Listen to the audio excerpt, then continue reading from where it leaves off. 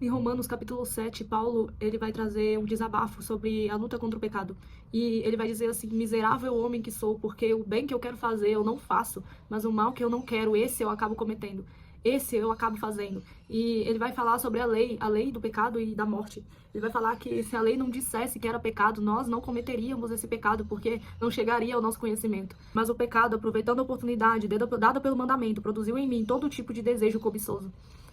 Aí nós voltamos lá para Gênesis capítulo 3, em que Eva vai comer do fruto e a serpente diz para ela: você será como Deus, conhecendo o bem e o mal. Só que a verdade é que nós seríamos dominados pelo bem e pelo mal.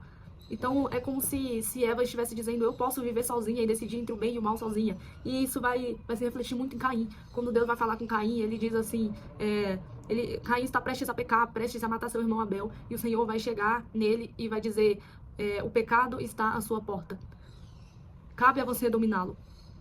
E a verdade é que nós não fomos feitos para dominar o mal sem o bem. Nós não podemos decidir entre pecar ou não pecar sem o Espírito Santo de Deus. Nós não podemos entrar nessa guerra sozinhos, porque nós não fomos feitos para isso. Sabe, nós não fomos feitos para entrar nessa guerra sozinho. E por muito tempo, o que Paulo está dizendo aqui é que por muito tempo nós vivemos debaixo dessa lei, debaixo desta letra, debaixo desta regra de não cobiçarás, 10 mandamentos, não cobiçarás a mulher do teu próximo, honrará pai e mãe, não matarás, não adulterarás. Só que a partir do momento que Cristo veio, nós passamos a viver sobre a lei de Cristo. E a lei de Cristo, ela produz vida e paz, e não peso. Porque a partir daqui, nós não vivemos seguindo regra por regra. Nós vivemos por meio da graça do Espírito Santo que nos capacita. Nós recebemos o Espírito Santo e vivemos pelo Espírito. A partir do momento em que nós fortalecemos o nosso espírito e subjugamos a nossa carne, então nós vivemos com Cristo. E no capítulo 8, ele vai trazer uma esperança. No capítulo 7, ele desabafa, fala sobre a lei, sobre os desafios. Ele desabafa dizendo: miserável homem que sou. É como se ele se condenasse pelos pecados, porque vivia pela lei. E ele vai fazer esse desabafo aqui no capítulo 7. Quem me libertará do corpo sujeito a esta morte? Graças a Deus por Jesus Cristo, nosso Senhor. De modo que, com a mente, eu próprio sou escravo da lei de Deus, mas com a carne, da lei do pecado. E no capítulo 8 ele vai trazer uma esperança, ele vai trazer o evangelho da forma mais pura. Ele vai dizer assim, portanto, agora já não há condenação para os que estão em Cristo Jesus. Porque por meio de Cristo Jesus, a lei do Espírito de vida me libertou da lei do pecado e da morte.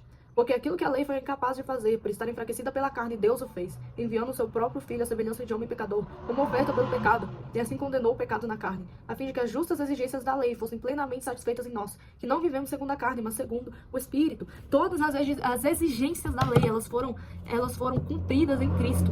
Tudo o que a lei exigia, ela foi cumprida em Cristo. Débora, qual é o nosso papel? Viver em santidade como uma forma de temor? Não. De medo? Ou de obrigação? Não. De agradecimento. O Cristo trouxe a lei de forma completa, porque tudo se cumpriu nele. E quando tudo se cumpriu nele, nós passamos a viver em graça. E a santidade não se torna mais um fardo, um peso, uma obrigação. A santidade se torna um agradecimento. Nós vivemos de forma santa e justa. É para que sejamos santos, irrepreensíveis e inculpáveis diante de Deus. Não como uma obrigação, porque pela obrigação ninguém é santo. Por obrigação, ninguém consegue seguir essa lei, porque nós não fomos feitos para isso. Mas pela graça.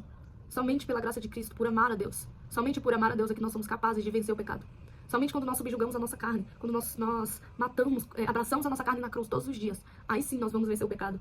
A partir de que momento que a gente parou de viver com Cristo e passamos a sobreviver? A verdade é que essa luta, ela não tem que ser pesada. De fato, não é fácil viver entre a guerra entre a alma e o espírito. E ele vai dizer que a mentalidade do espírito é vida e paz. A mentalidade do Espírito é vida e paz, então nós precisamos viver essa alegria da salvação de Cristo. Nós precisamos viver felizes em santidade e não como escravos, obrigados a viver em um tipo de repressão, não é isso. A verdade é que a religiosidade, ela fez pensar dessa forma, mas Cristo, ele traz a palavra nos mostrando que santidade, justiça e amor em Deus são proteção, é proteção de Deus. E nós passamos a viver com Cristo e não sobreviver, porque sobreviver é no mundo. É o mundo quem faz sobreviver. Cristo nos traz vida, e vida em abundância. E no capítulo 8 ele vai trazer uma esperança. No capítulo 7 ele está desabafando, dizendo, olha, o que eu quero fazer de bom eu não consigo, e o que eu quero fazer, não quero fazer de mal eu acabo cometendo. E existe essa guerra entre a alma e o espírito, a lei do homem, a lei de Moisés, a palavra, a letra, e o espírito, a carne e o espírito, ele fala dessa guerra. E aí no capítulo 8 ele traz essa esperança, dizendo, portanto, irmãos, estamos em dívida, não para com a carne, para vivermos sujeito a ela. Pois se vocês viverem de acordo com a carne, morrerão. Mas se pelo espírito fizerem morrer os atos do corpo, viverão.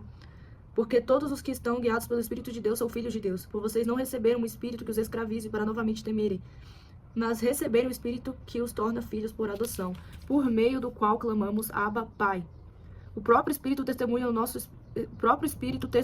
ao nosso espírito que somos filhos de Deus. Se somos filhos, então somos herdeiros, herdeiros de Deus e co-herdeiros com Cristo. Se de fato participamos dos seus sofrimentos, para que também participemos da sua glória. Talvez nós estejamos vivendo ainda pela lei.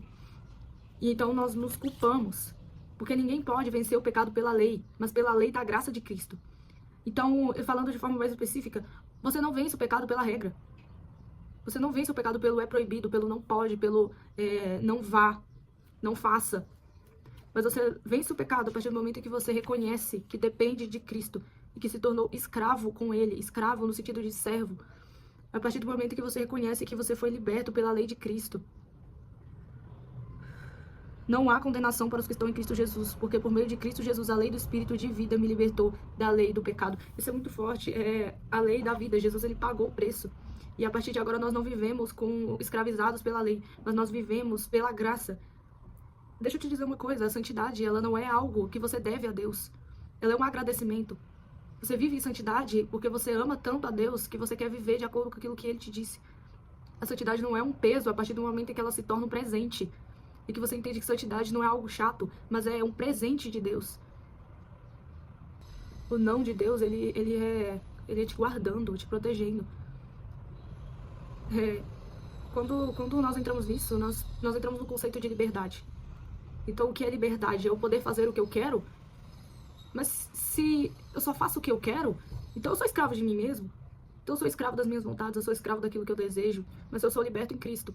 Se eu desejo viver por Cristo, pelo Espírito e não pela carne, então eu me sujeito à vontade do Espírito. E a vontade do Espírito, ela traz vida e paz. Ela traz vida e paz, ela não traz peso. Ela não traz repressão. Não é repressão, é proteção.